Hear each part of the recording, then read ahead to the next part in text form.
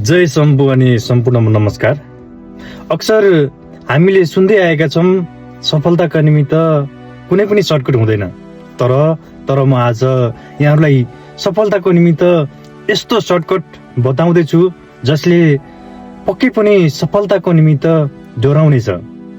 त्यो हो positive mindset हो।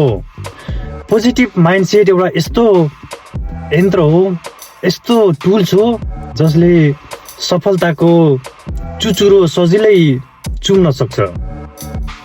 यहाँ संसारमा जति पनि चमत्कारहरू भएका छन्, जति पनि आविष्कारहरू भएका छन्, यो सबै पोजिटिभ माइन्डसेट, त्यो थिङ्किङले गर्दाखेरि सम्भव भएको छ। अक्सर हामी सानो छँदाखेरि हाम्रो मम्मी बाबा अनि हजुरबुबा हजुरआमाले हामीलाई भन्ने गर्नुहुन्थ्यो, जब हामी बाघको कुरा गर्दाखेरि, हामी कुनै भूत प्रेतको कुरा गर्दाखेरि हामीलाई हाम्रो प्यारेन्ट्सले के भन्नुहुन्थ्यो भने, बाबु बाघको कुरा नगर, बाघको कुरा गऱ्यो भने त बाघ आउन सक्छ, भूतको कुरा नगर, भूतको कुरा गऱ्यो भने त राति सपनामा आउन सक्छ भन्ने गर्नुहुन्थ्यो।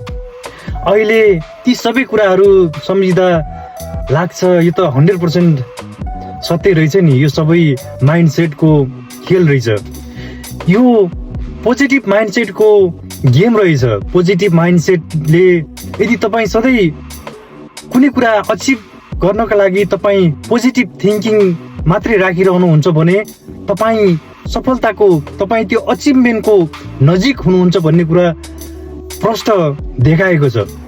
संसारको यदि कुनै कुरा फास्टेस्ट ट्रान्सपोर्टेसन छ भने त्यो हो ब्रेन, त्यो हो थिङ्किङ। संसारमा तपाईँ कुनै ठाउँमा पुग्ने चाहना राख्नुहुन्छ भने सबैभन्दा पहिला को पुग्ने गर्दछ? थिङ्किङ।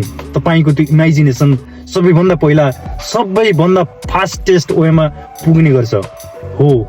यदि तपाईँ गलत सङ्गतमा र गलत वातावरणमा बसिरहनु भएको छ र आफूलाई नेगेटिभ भाइब्रेसनमा इन्भल्भ गराइराख्नु भएको छ भने आजै त्यो सङ्गतहरूलाई छोडिदिनुहोस्, बरु एक्लै हिँड्नुहोस्, तर पोजिटिभ माइन्डसेटमा र तपाईँको गोल के हो त्यो गोलमालाई फोकस गर्ने त्यो इमेजिनेसन, त्यो थिङ्किङ, त्यो पोजिटिभ थिङ्किङलाई साथमा लिएर तपाईँ हिँड्ने गर्नुहोस्।